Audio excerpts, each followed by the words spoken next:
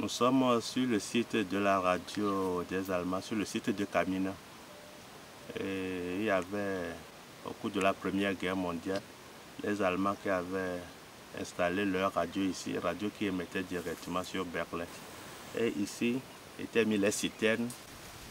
Et comme il y avait une rivière de l'autre côté, on pompait l'eau jusqu'ici et on faisait chauffer l'eau dans les citernes et cela faisait tourner les turbines. En faisant tourner les turbines, la radio fonctionne et ça émettait.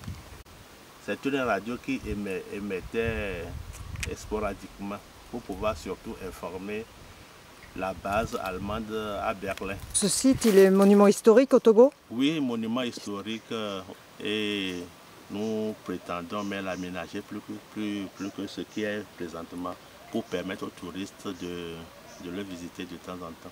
Aux touristes allemands? Aux Allemands, Français, à Belges, tout.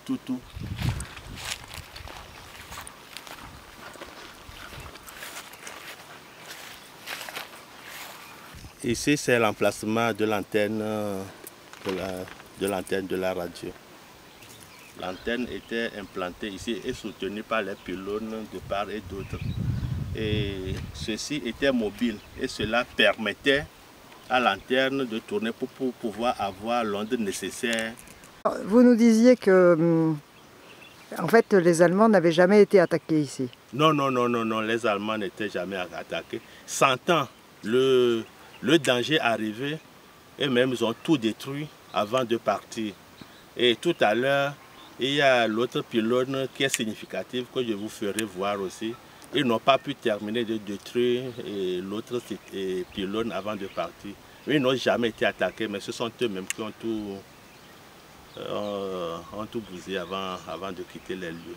Ils ne voulaient pas que les Alliés, en retrouvant les outils sur place, copient le modèle allemand. Et c'est surtout les motifs pour lesquels ils ont tout détruit avant de prendre la clé des champs.